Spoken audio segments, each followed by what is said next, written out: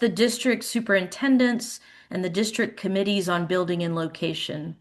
These two groups, as guided by the Book of Discipline, help local churches engage, perhaps at times when they're going through a renovation or revitalization, or is the case recently, several churches are deciding to sell their property and relocate the ministry to a different part of their community. The local church council, of course, plays a key role in listening to the community, and the decision making for churches is primarily at the local church level, with these other individuals named who can be conversation partners around strategy. In the annual conference, we're in the process of putting together a church property task force. This group will be made up of subject matter experts like commercial developers, real estate agents, lawyers, tax accountants, missional strategists, community development folks, and we're in the process of pulling that group together. And then lastly, our key partner that we have brought on board signed a 3-year contract, Foundry Commercial. I'm so excited for you to get to meet their team tonight. Carlin and Zane and Matt are on the call, and you'll hear from them shortly. Foundry brings a particular expertise as our real estate advisor. Yes, around some brokerage services, but around mission alignment. And so at this time, I want to invite Reverend Dr. Will Reed if he would share. Thank you, Melissa. So my role with the Texas Annual Conference primarily is working with the Board of Trustees. As I tell my friends, I have a lot of things on my job description, mostly things that other people don't want to do. But one of the things I enjoy doing is working with the Board of Trustees. And I've been doing that since 2020. And one of the things that we have discovered along the way is that we have not had a good handle on a comprehensive real estate plan for the annual conference. We have areas of our conference that are or churches that are located in growing areas, and there are churches in those areas that are thriving, and there are churches in those areas that are declining. We also have places across our annual conference that are growing that do not have a United Methodist Church presence. And then the Board of Trustees deal with property. We have property, about $25 million of property that is under our purview at any given time.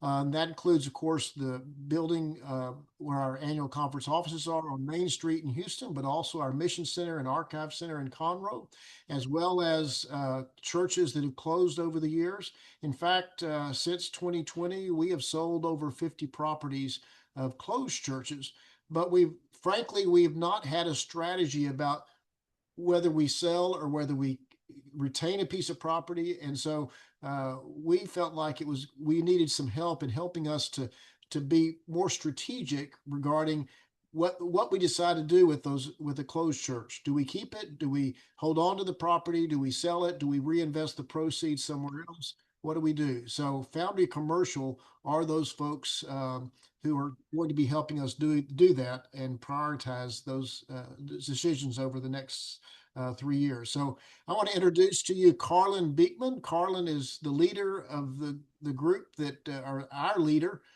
in this effort, and she'll introduce the rest of the team and talk through some of this. Thank you so much, Will.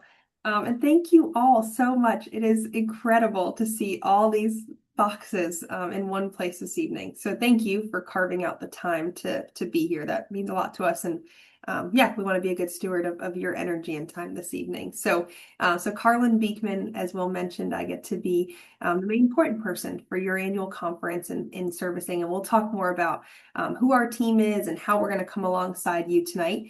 And then Zane Henderson, I'll invite you, Zane, to say something so that your box can pop up for those. Yeah. Hey, everybody. Good to be with you tonight. Zane Henderson is a key part of this team, and he'll share more about how he works to leverage data and kind of best-in-class tools to service the conference. And then Matthew's iPhone is the incredible Matt Messier. Matt, I'll let you just say a couple words that your box can pop up for folks. Sure. So glad to be with you all. I'm in the car, but pulled over. And so that's why it says the iPhone. Go ahead, Carolyn. All good. We're grateful for technology. So we're going to share some slides. We don't have too many, and we tried to keep the font relatively, easy to see this evening, and just want to guide us through just some thoughts that we have been having. I'm so grateful for the context that Robert, Will, and Melissa provided this evening, because it really is, there's a lot more of obviously, context of how we are here. And obviously, just, I think this is I think what's humbling for the Foundry team is just getting to work alongside your annual conference, as they have clearly said, we want to just continue to resource for our congregations and where God is leading us to. So just to set the stage for kind of what we will cover this evening, we will talk through just a bit more of the partnership. We've obviously kind of hit that, talked about the why and how we're here, but that'll be embedded in everything we cover. We'll talk through the team that's here to support you all, that will be your resources, and what that will look like on a practical basis. We'll give a bit more context to who Foundry Commercial and Foundry Commercial's Mission Property Group is, and hopefully just give you all a bit more understanding of why we are here this evening and what that looks like. And then to what Melissa had shared, we are going to talk through scope of services, and in that really hit with a practical tool that we hope will be very helpful for you all on a pretty immediate basis. And then we want to have plenty of time for Q&A. I have been told that there are some folks monitoring the chat, so feel free, if there's questions that come up and that's easy for you, to drop a question in the Zoom chat, or we'll make sure we have plenty of time to talk through different parts that come up as we go through at the end.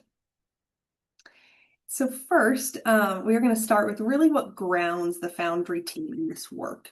And so Matt, I'm going to invite you to just share a bit more about our kind of philosophy and strategy around, just how we view mission and real estate and how that all sits together. And I think if you're talking, you are muted. Can you hear me now? We got you. Okay, great. Well, what I said was pretty profound, so but I'll repeat it all again. We view, when I was growing up, my dad would tell myself and my three older brothers that in life in general, if you get the first button on your shirt correct, all the other buttons will fall into place. And for us, when we're dealing with denominations or churches, the first button is mission and ministry. And if the denomination, which has a macro view of things, or the individual church, if they have a real understanding where the Lord is leading them and what they're being called to, you can always build a real estate strategy around that. But you don't want to get that upside down and, hey, we got this building or this land over here or whatever it is. Let's figure out what we can use it for.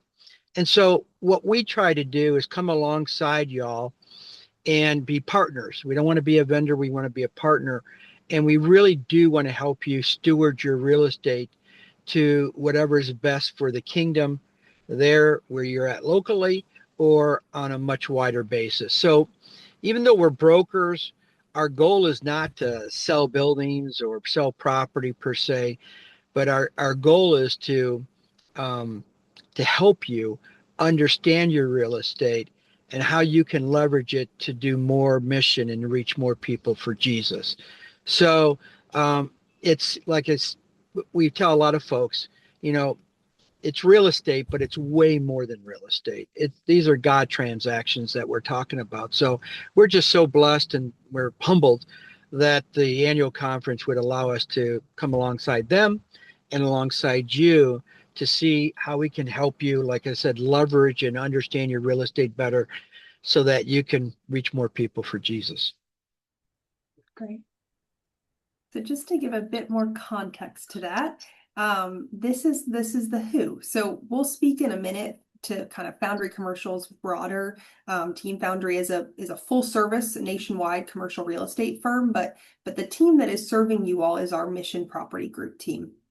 All we do is work with nonprofits, predominantly religious organizations, in helping them with their real estate. Our team has existed for I actually think that number is it's over 55 years. Our team has helped over 3,000 churches with their real estate. And so we don't say that in a way that says there's any one size fits all. If anything, we've learned that there is no one size fits all, that there is it is very important to what Matt just shared to understand what God is calling the church to, and then to build a real estate strategy that supports them. And so that is our heart and the spirit of what we are bringing to this partnership. You see the little bubbles. We have the squares on Zoom, rectangles on Zoom, and we have the little bubbles down here. So this is kind of your core team that from the Foundry Mission Property Group team, though there's more of us throughout the country. These are the four of us that are really here to serve you all. I think I see some familiar faces on the call this evening, and we've been on calls with some of you already. And so we'll get into more of kind of specifically what the different roles and responsibilities are as we kind of walk through the pieces of the partnership. But you have met myself and then Zane and Matt already this evening, and then Susan Schaefer is not on this evening, but heavily helps us with research and all different pieces when it comes to just helping a church understand what they have and what it could be. So that is the kind of who we are. As a brief bit of context too, I think Melissa mentioned it in the earlier part of the conversation this evening, but Foundry is really honored to have a very comprehensive relationship with the United Methodist denomination. You'll see on here we have a couple of the conferences that we partner with, and then are also the vetted real estate partner of an agency of your denomination, the General Counsel on Finance and Administration. And so we're just really honored and proud of our partnership. And it's also just very cool, and we've already seen it in our work with you all, is just how the different dots can connect, and we can all learn from each other. We have been able to take things we've already learned from you all and share that with some of our conferences across the country, and then vice versa, and just seeing how the connected nature of the church and of ultimately the support that we can bring comprehensively is here. And I just think it's important as we come into this work with you all, for you all to know that we have a deep sense of responsibility and and just accountability to that as well. And so are grateful for those partnerships. Zane, I would love to invite you just to maybe zoom us out a little bit and share how the Foundry kind of platform and portfolio also informs how we can support the Texas Annual Conference. Yeah, definitely. So, as a context to Foundry, Foundry is coming up on its 18th year, and it started with 12 partners who broke away whenever the company that they were a part of sold to one of the large national platforms, and they said, "We want to do something different." And the tagline for Foundry is "It's personal," and we're living that out this week. Matt actually is on the road because he's driving to each of our markets each day this week to serve a different local nonprofit in the community. Carlin's in California right now serving with another organization alongside some other teammates there. And so that's a big part of who Foundry is as its heartbeat. But from kind of a more breadth and depth standpoint, Foundry has about 550 associates. When you start to bring in everything from our development and investment to our property management, our brokerage, and together it represents about 78 million square feet of real estate that we have our eyes and ears on taking care of. There's several different property types, everything from industrial and office to retail and not-for-profit. What that means, though, for you all is that you are getting the best-in-class service from a real estate perspective, expertise that is the best that there exists in the Southeast and Texas, coming into a denominational mission-aligned group of Carlin, Matt, and myself and Susan, who then are able to bring the horsepower of the Foundry bench, align with your mission, and provide the best output for you to make mission-aligned decisions that are going to help you serve the communities that you're a part of. And so, as another piece of context, my father's a pastor in Richardson. And so some of the tools that we'll be talking about today are tools that he's been able to put to use in his congregation because he's then able to position real estate as a tailwind as opposed to a headwind in getting to serve the congregation that he's leading. So if you want to go to that next page, Carlin, these are just a couple of the examples of what that bench strength looks like. So from a senior housing standpoint, we often find that congregations, this can be one of the best partners for them. And Foundry not only advises on senior housing, but we actually own and operate 78 communities across the United States. And so what we're able to do is to come in with the perspective of someone who develops, owns, manages these sites to understand whether or not there's an opportunity for a mission alignment on a congregation's portfolio. Beyond that, multifamily, affordable housing, we have experts on our team that we can then tap into to be able to assess whether or not there's an opportunity to either do a joint venture or some other kind of partnership where you're going to both do a kingdom impact from a congregation standpoint and from a community service standpoint. And then the same goes for our development investment team. We're a top 10 developer in the Southeast, but why does that matter? Once again, not because of our ability to build buildings, but instead because of our ability to help you assess the land that God has given to you to steward and to make sure that you are then best positioned to serve your communities with it through the collaboration of the mission and the real estate put together. Great. We know this is a lot. We're hitting you with a lot this evening, but our hope is that it gives you kind of, the comprehensive nature of the different pieces here, and that ultimately this is a partnership. This is a long-term relationship. Foundry is excited to be on this adventure with you all. And so, so hopefully these are just little kind of tools that can be helpful to have in the back of your mind, but please know, as there's different processes that we'll lean into and engage with you all through our partnership, that will be that the Foundry team will be bringing these pieces, and oh, this sounds like we should involve our seniors team, or oh, this could be a really interesting fit for multifamily. So that's part of what, the Mission Property Group team is here to do, is to help pull in these resources and for the best leverage for the church. And so to that point, we mentioned earlier that we do have relationships across other annual conferences throughout the country, and we're very honored and grateful for that context in coming into our relationship with the Texas Annual Conference. But even in our work with conferences, there is no one size fits all, just like our work with individual congregations. And so we worked alongside your bishop and your cabinet to create a scope of services that Foundry can provide to your annual conference to be able to serve, hopefully as holistically as possible. And so we want to walk through at a high level this evening. Kind of, we see these our scope in kind of three buckets. So you see the strategic visioning, consultation, and then there is, brokerage component, as that would be helpful as well. So we'll talk through each of these just to give you all some feeling for, what does this mean for me? How can this help our church or our district, and things like that. And then we'll work into some of the practical tools here as we go through this. And so starting with the visioning and planning, Will referenced it earlier, that work impacts comprehensively our work with the trustees on potentially closed church properties, and how do we look at those properties through the lens of long-term vision and mission, and United Methodist presence in these areas.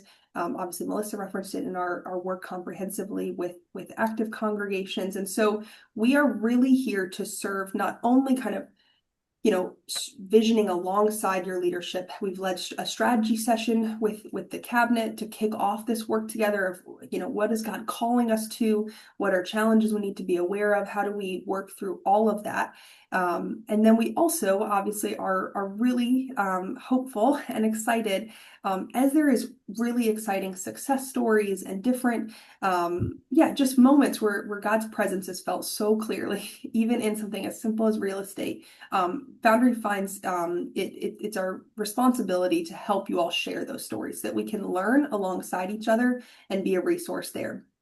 So that's a lot of that visioning work. And then just to kind of make you all aware, we have consistent conversations with your leaders. So a lot of that is through the district superintendents and then the annual conference leaders on the call today. But we are in pretty consistent communication because a lot of these things you can't just track it in a dashboard or just in an email. We want to make sure that the nuance to these conversations is not lost as we really work through not only practical solutions but the heartbeat ultimately of what God is calling the local church to. Zane, I'd love to invite you to talk through some of the consultation pieces, and I know you'll obviously allude to some of the. We'll share some images here in a moment, but I'll hand to you for that piece. Yeah, definitely. So these tools, some of them are going to be um, kind of not generic, but they are kind of boilerplate table stakes of being able to understand who are the congregations across the conference, how can those congregations work more closely together. But then really where it starts to provide the most value is whenever we start looking at individual communities and trying to understand how is a community changing? How are the demographics of a community changing? Where's their growth taking place? And how can the congregations that are in those areas be best positioned to serve the community as it grows and changes? An example of that would be in Florida, we took a look at the next 15 years of demographic changes and we mapped it onto a dashboard so that the leaders and the congregation leaders could get to see how the conference would be changing and evolving over the next 15 years so that they could begin to make long-term decisions about how to align their mission and ministry to the communities that they are in. But all of those conversations, they are not necessarily to say, here is the set playbook, but instead we have these tools, understanding how your property is used, the life cycle assessment, hosting webinars like this, that then at the next level from there, we're able to then cultivate and curate specific tools based off of the questions and conversations that we have with you all to help you take the next step based off of the conversations that we have. That's perfect. And then another piece that we have seen be super helpful is if there is, so a lot of the work that we just discussed is that initial phasing, understanding what do we have, what can it be, what does it want to be, how does that impact our mission and vision, and how does that guide the entirety? And then sometimes it is, okay, we have this space, we'd like to lease it out, or we have this land, we'd like to work and do a development project that can impact the community and also be able to be a tailwind, be that kind of positive force, from a different perspective as well within our stewardship plan. And so when it is needed that there's a transaction, like, yeah, we're looking to develop or sell or lease. Foundry is here to comprehensively serve you all. And then so that obviously can look like a transaction, but also we have found just broker price opinions, understanding what is our property worth, and how does that impact some of the decisions we make around it. And then even more importantly, frankly, its highest and best use. What could our demand for our property look like? What could different strategies be based on what we feel called to? And so that work is though it can look like a transaction, is really grounded in the heartbeat work. Matt, is there anything you would add to that piece or anything else around the scope of services?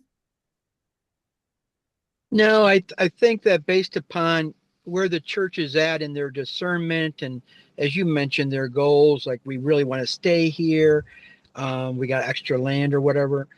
things will change and move around. But you hit the nail on the head that the highest and best use analysis is really important. And you mentioned it, but to reiterate, you want to know what you have, you want to know what it wants to be, and then you want to know what it can be. And so sometimes it wants to be something, but zoning won't allow that. Or they say, well, yeah, we'd love to do assisted living next to this vacant land that we own, on this vacant land we own. But no, you got to have a minimum of 5 acres or things of that nature. So once you have a really good understanding of those three things, then you can say, hey, does our mission and ministry kind of fit in that? And a lot of times it can, but sometimes it can't. So again, our goal is to give you as much information as we can so you can make good decisions and understand what your options are. Great point. Okay, so we'll just click through a couple more slides, and then I've already seen some dots pop up in the chat. So we're looking forward to really hearing from y'all and answering some questions. So one of the practical tools that we want to make sure you walk away with this evening, and it can be sent out as a PDF following this conversation, is the property health assessment.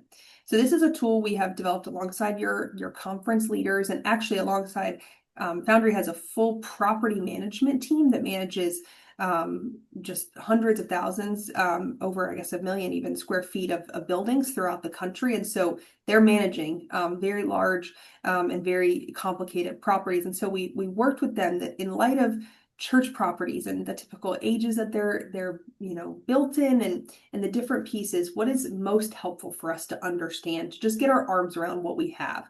And so you'll see kind of the first page just helps a local church leader just, okay, what do we have? How much square footage? What is our acreage?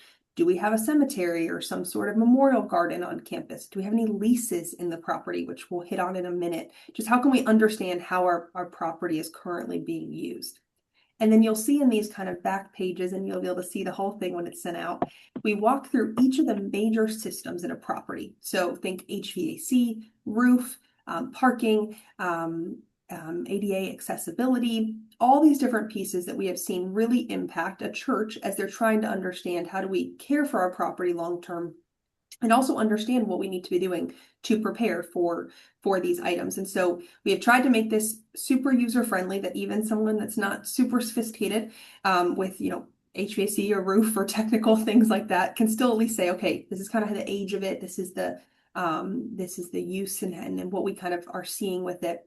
We have also found this to be a really helpful tool for, especially on the local church level, for the consistency in leadership. And so even if you are not planning on doing anything with your property, if it's really just something that's filled out maybe every year, every other year, and filed away, how incredible of a gift would that be for the future leaders of the church to be able to see, okay, this is when the roof was replaced, and this is how the property was handled in years past. And so we have talked with a number of churches that have done that through the years too, of just kind of keeping this as a helpful record keeping of ultimately what they have.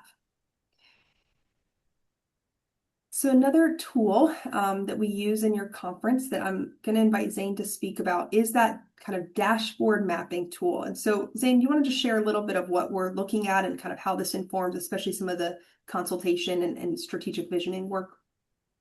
Yeah, definitely. And so this is a tool that we utilize that is the same tool that the Fortune 500 companies that we serve get to leverage. And what it does is it incorporates any information from the partner side. So in your case, that could be bringing in information on attendance or growth, and then it layers into that um, real estate information. So parcel information, what's size of the size of the parcel, what is other parcels owned, so that you can sometimes identify what other properties are also owned by your congregation that maybe you might not even know about.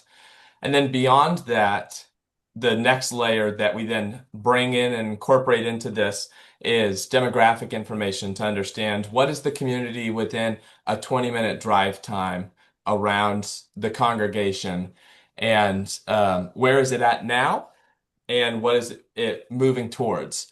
Um, with that, then we incorporate the ability to add tracking of projects so that as we're providing consultations and getting feedback after chatting with congregations like yourselves, that then conference leadership can be best positioned to uh, understand what the full portfolio of moving pieces are and kind of connect the dots within that. So that this is a live look at those 32. I know Melissa mentioned in the chat some of the different congregations that we've already been working with. And so this is just one little snapshot of how that works. Perfect. So just a couple things to leave you all with, and then we really are excited to get to questions and talk through any specifics. Is, you know, as we consider working alongside you all and on the individual church level, and even as we look at the different strategic pieces throughout the conference, there is a lot that is involved. I mean, we almost, the Foundry team, as we were preparing for this time together, we were looking at each of these 6 that we listed, and you could almost do a full webinar on each of these individually, right? There is just a lot to understand about, yeah, where are we in a life cycle? What is our checklist and our capital reserve situation look like? And so I'm going to invite Matt to share just a couple nuggets that we've seen around these pieces, just be helpful as kind of maybe some practical just pieces of advice and things to be thinking about with your property, and maybe ways we could assist you all. But please know this is not hopefully the last time you will be seeing us or that we'll be connected. But we did want to just provide a couple little pieces that we have seen through our work with churches, be just helpful to keep in mind as you just think about your property and what God is calling you to. And so, Matt, do you have any specifics you'd like to reference or speak to as you look at these on the screen this evening? Yeah, well, Carlin, like you said, we could probably do an hour webinar on each one of these, but 2 that really jump out that we see a lot. One is lease review. And so what we see is where a church has entered into a lease agreement, could be with a school or some type of entity. And which is great, it helps bring in some income. But when you really look at the lease agreement, it's oftentimes the church is ending up subsidizing the tenant in some way, because the lease is kind of what we call a gross lease, where the utilities is included and so forth. And so there's no incentive for the tenant to not have it set at 64 degrees air conditioning in August. Or if it's a school, we have seen where, they got plumbers coming out every couple of weeks because kids are flushing, Matchbox toys down the toilet or whatever the case may be. And that responsibility for those costs have not been put on the tenant. Because if the tenant has the plumber coming out every couple of weeks, trust me, they're going to have a much better eye on the kids. Or we'll put into leases where, hey, if a plumber comes out, you pay the first $500 of that. And so there's a lot of things, even if you have a good tenant, that you can do to make your lease much stronger and to what we say is protect the downside of the church. So if you're expecting a certain amount of money every month, you should be getting that amount of money. And at the end of the day, we have just seen a lot of churches, as I said, they look and they said, man, we barely made any money. Matter of fact, sometimes we lost some money. And so happy to go through those and help understand that. We always, I shouldn't say always, but 1,000 times out of 1,001, don't give your tenants an option to buy. Don't give them a first right of refusal. There's a lot of things that the church could put itself in a much stronger position for renegotiating, even if you have a good tenant. So I could talk about lease reviews for hours. But the other thing is capital reserve, because actually at my church, we live that. And, we were kind of proud that we were making budget. And then the finance committee said, well, you say we're making budget, but we're not putting any money away for capital reserves. and we're going to need a new roof here in 5 years, or the parking lot's going to have to be resurfaced, or the HVAC is going to have to be redone. And, hey, you can get another year or two sometimes by, with some bubble gum and string holding everything together. But the importance of capital reserves can't be understated or overstated, whatever, how that works. And so the idea of let's plan ahead of time for these big ticket items so that we don't have to go to the congregation and go for a loan, or hey, let's give an say we need $100,000 here, and let's go to them with those type of requests for like missional type things. So anyway, there's a lot to really consider when you're looking at real estate, the life cycle of the church. Can't get into today, but we actually could do a webinar on that. And where are you at in the life cycle of a church? And what are some things that you need to consider? So I'll stop there, Carlin, but Yeah. yeah. Yeah, So all good. Just before we take the slide off, truly hear our heart loud and clear this evening, and for any, I guess, that could be watching the recording in the future, just truly thank you for taking the time. I mean, I think it speaks a lot to each of you as leaders in your conference and in your church, that you're willing to take an hour and a half to talk through this and to be aware that this is something that that your church is impacted by, and that there's ways that we can come alongside you all and alongside your annual conference and supporting ultimately the mission and vision of what God is calling you to, and really allowing the real estate to be, like we said, a tailwind that pushes you all towards the further of your mission. And so I will confess I did not get to see the chat because I was sharing my screen. Zoom was keeping me very focused. So I am gonna go ahead and mute, and maybe I don't know, Robert, Melissa, Will might invite you all. I don't know if there's any specific questions that have come up while we were talking before we open it to the floor, or however we should kind of handle the Q&As. Thank you, Carlin. Let me say that if a church has education building that's not being used, or have some property, or have a lease with the school or some other tenant, and they want to engage with Foundry Commercial, the first step would be talking with their district superintendent, and or talking with Melissa, Will, or myself. So having the three of us and having your own district superintendent would be the way that if you have property or you have a lease that you want them to look at, that's where you would start. Robert, we do have a question in the chat, and Carlin, perhaps you can answer this. Are the property health assessments like a real estate property inspection?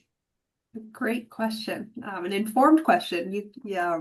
We have found it's often a helpful first step. So it isn't. It's a self-review of your property. You will get the PDF, and then you as a church leader can fill out the form. It is kind of categorized into, we used United Methodist color, so it's not red, yellow, green. It's the blues and the reds of the United Methodist Church, but it is similar in that kind of, great condition, kind of okay condition, and then poor. So hopefully by filling that out, you should be able to assess, okay, if we checked a box for every single thing as in poor condition, it's a matter of time until we really, a major system breaks and we need to really start having strategic conversations.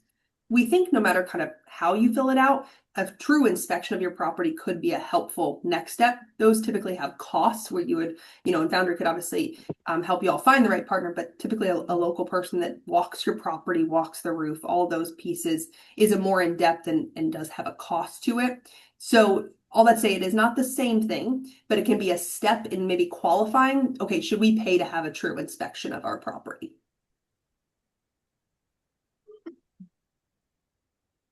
Or even a, inspection of a major system. Okay, if we feel like everything else is in pretty good condition, but our roof is 20 years old, okay, let's get a roofer out here to tell us, get us some bids and start figuring things like that out. So, so hopefully that helps kind of answer some of that piece.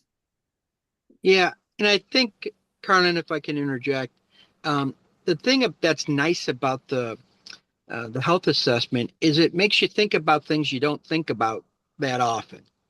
And so everybody kind of thinks about the roof when you see the water coming in or, whatever. Oh, but when you start talking about HVAC and parking lots and windows and caulking and things of that nature, not that you're going to do all that, but at least it makes you understand it so you can be prepared.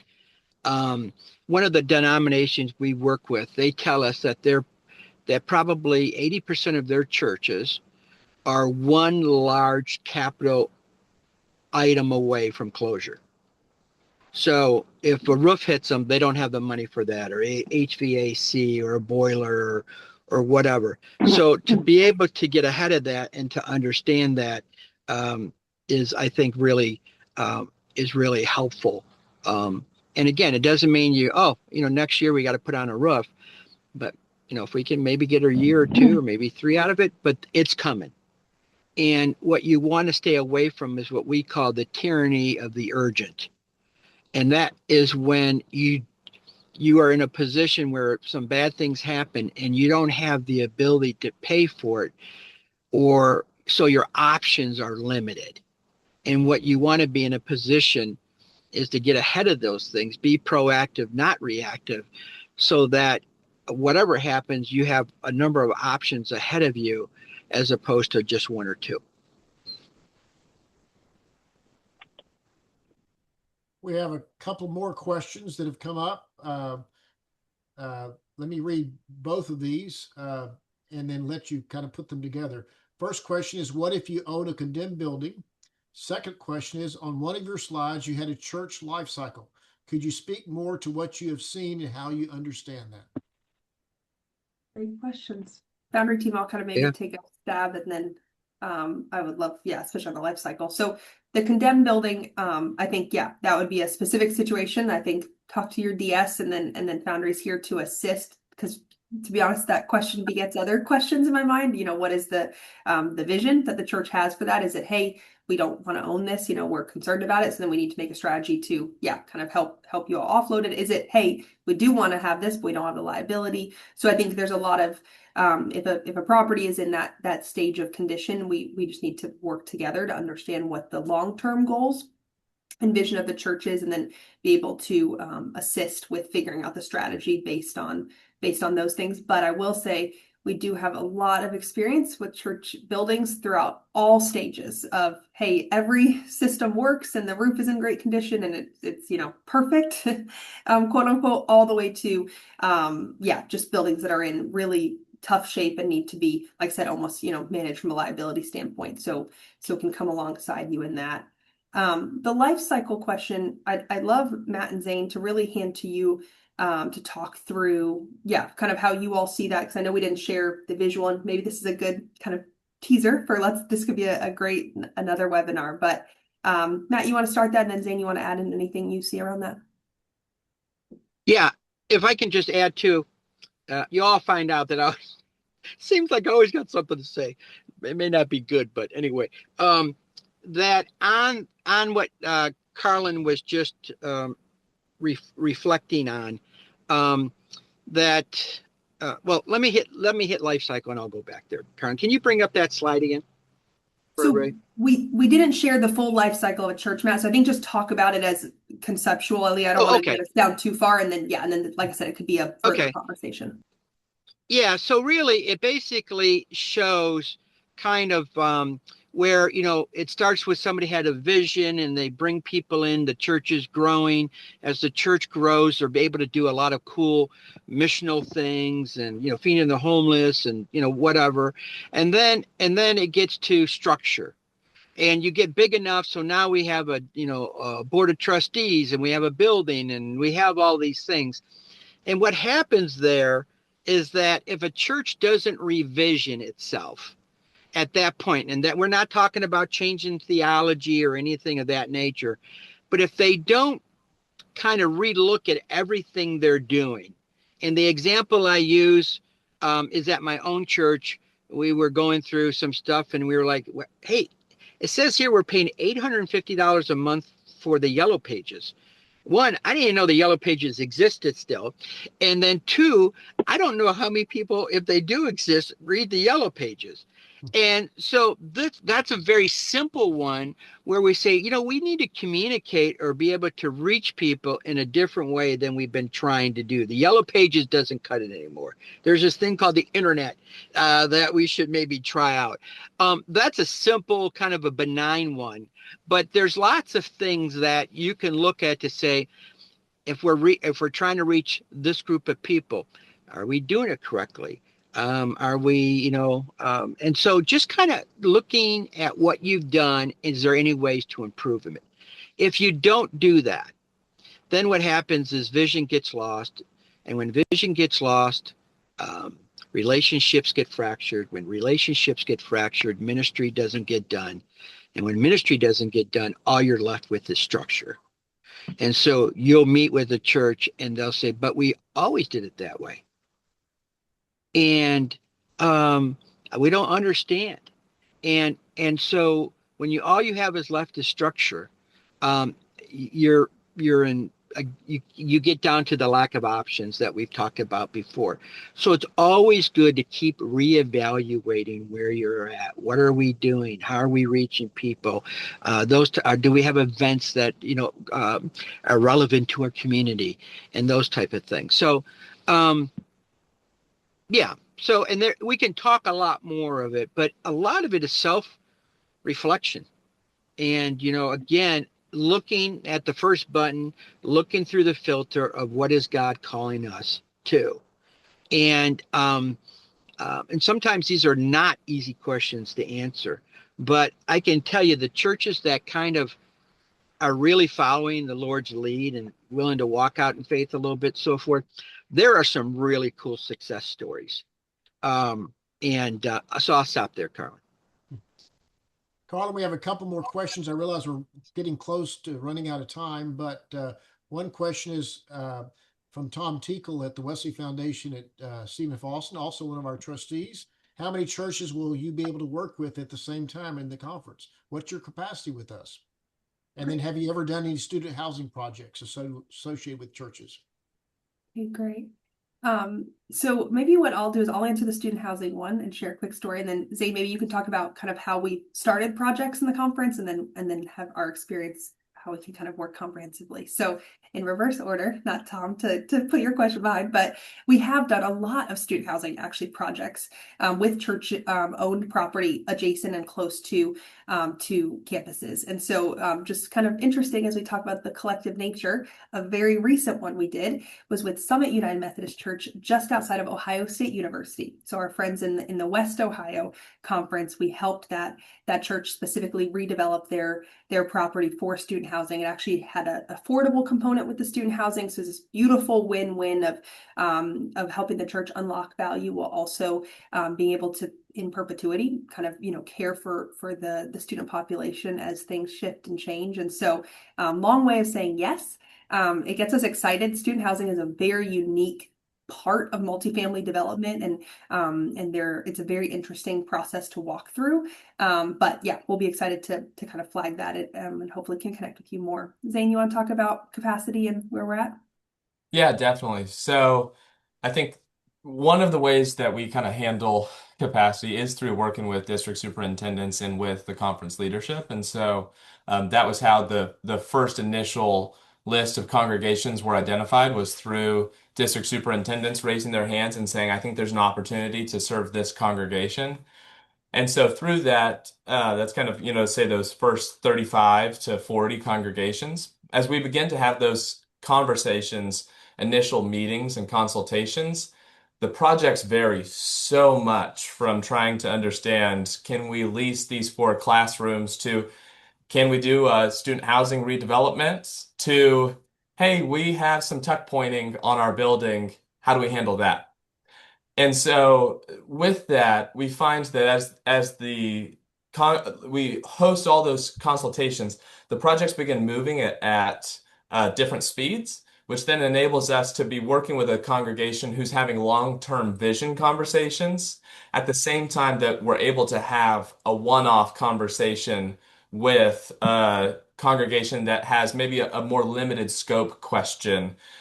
With that, there's often a district superintendent who will say, "Hey, we just had one of those situations that Matt talked about where we had a capital expenditure hit to a congregation that wasn't anticipating it, and now they're forced, there's a little bit more of the urgency, and we can handle that." And, just continually, that's part of why it's so helpful to have our tracker of all the projects, is to be able to say, what's the priority now, and meeting regularly with the district superintendents to ensure that we are working our way through all the congregations to serve them, and at the same time serving in the way that brings the most value to the whole conference now. But our hope is that over our partnership, that we would have an opportunity over the next 3 years to connect with every individual congregation to find out how we can best service them in where we're at. And I know that's something that Melissa has shared as kind of a long-term goal for the partnership. A couple other questions. One is, and this is probably a question for you, Zane. Do you anticipate doing usage and demographic studies for the entire conference, or is this more a one-on-one, congregation by congregation, district by district request? Yeah, that's a great question. So, yes, and so we will do a whole conference overview, and we'll present some of those findings to the conference leadership. But then one of the things that we also did is whenever we mapped every congregation, we also mapped that 20-minute drive time around the congregation, and so we have those reports that we can share with congregations as they're helpful. And so, yes, we look at things from a macro standpoint, but anytime you're curious about understanding the community that surrounds your congregation, please do reach out, and we're happy to give some of those reports to you and even hop on a call and talk through them. And to that point, Zane, I think that also is where we come alongside not only the conference leaders on this call, but then also obviously district superintendents and just the strategic visioning around the specific districts, around new church starts, around all of those pieces. So I think, yeah, the yes and is a very good, because it really is very, talk about first button. It's, hey, what are we looking for here? And then how can we use tools like demographics to help us qualify what our maybe missional steps are? Another question, can you help churches acquire unoccupied properties next door and things like that? Yes, we could help you maybe acquire occupied properties. Yeah, if you all are interested in purchasing property based on, yeah, the vision and mission of what God is calling you to, absolutely. So any stage of a transaction, I appreciate this question because we did talk about owning a property and then, oh, what could we do with that? But yes, we have helped a ton of churches all throughout the country, all throughout the United Methodist faith, yeah, acquire property. So that would be a great thing. I would be happy to be a part of a team put together to help with those pieces. Just to let everyone know, last fall when Foundry Commercial met with Bishop Harvey and the cabinet, and back in October, each district superintendent gave Foundry Commercial their top 5 churches that had immediate need in each of the districts. And so that's where they started with on the projects in each of the district. Now some have been added, some have been taken care of, as Zane was saying. Maybe was this just a short little a little project that didn't take a whole lot of time, and others are taking a longer amount of time. But anyway, that's being added, and each DS is looking at the strategy for their own district and which church is in the next in need of Foundry Commercial in the immediate need. And if I may jump in, this is Melissa Merrigan, and Robert, Will, and I are assigned to every active project to work alongside the district superintendent and alongside Foundry. And so a number of times tonight you've heard reach out to your DS, reach out to Robert, Will, or myself. We're not trying to add layers to the system, but we're also trying to not have Foundry have several hundred points of contact. So we'll make sure when Robert, when we send the email out with the recording, we've got our contact information included. We are also doing a training with the district administrators who are invited to participate tonight. And so they, along with the district superintendents, can be your advocates and help resource you. As Carlin said, our intention of signing a 3-year contract with Foundry was multifold. First, we know this work is going to take some time. Second, we believe in having every corner of the annual conference benefiting from this partnership. And so we know that for the next several years, this is a place that we want to resource you and support you. And Robert, Will, and I can help kind of already, each of us have led conversations at churches, everything from the property health assessment tool. We also have an operational health assessment tool that goes through and looks at your volunteer base, your ministry and community outreach, your AV system. I mean, every kind of component, because any of us, when we feel in a moment of being overwhelmed or crisis, we want to focus on everything. Um, Matt Messier said the tyranny of the urgent, sometimes it's also the tyranny of all. And what we want to do is position you best to take that next step in your mission and your ministry. And so I also realized I'm Melissa Mayer. I'm clergy. I serve at the annual conference, and I work closely with our laity in our congregations, our campus ministry. Um, but we consider us part of your church staff. We are on your team, and we are with you in this important work and all of its challenges that come with it. Thank you, Melissa. I'll be making some visits on Wednesday, in fact, to some of our churches. Robert, you had something you wanted to say too. I was just going to say we have one more slide that Will is going to share after we complete our time with Foundry Commercial. Will, were there any other questions that are in the chat?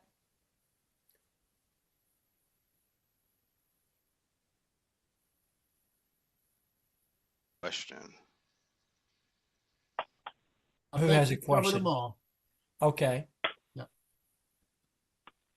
Let me share I, I this. know I know it's a little bit after 6 o'clock, so I'm going to say a word of thanks to Carlin and Zane and Matt, not only for tonight, but the work that you and as well as your team with Susan have already done in the Texas Annual Conference with particular congregations, but also with some of our closed church properties as well, that you've also working with the Board of Trustees on that. So thank you so much for your ministry, for your wisdom and assistance in our partnership together.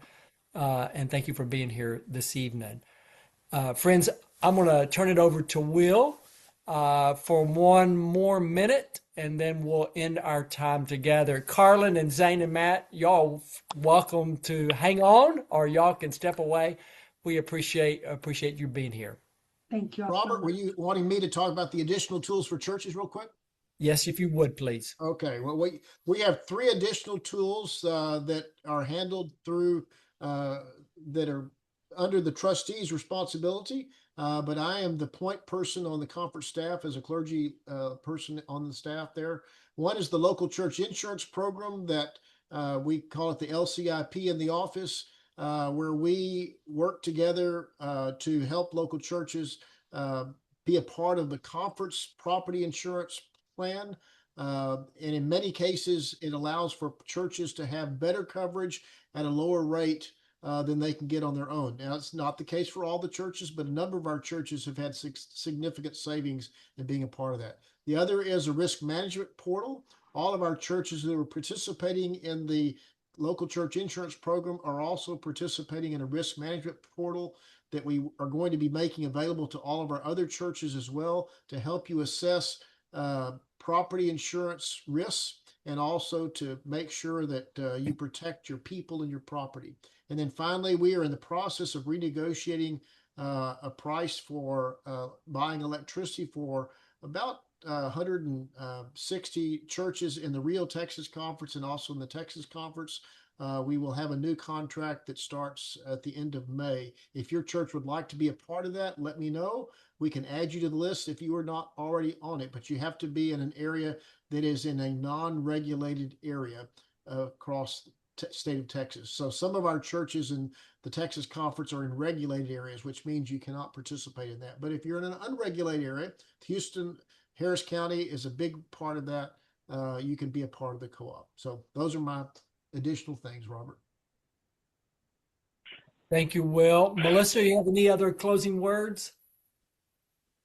All right, friends, thank you for being here this evening, and we will send out the video, the live stream, the recording of tonight's session so that you will all be able to view it at your convenience. Again, thank you for all of your efforts and your work together. Reach out to your DS, to Melissa, Will, or myself if you have any questions. God bless you. Thank you.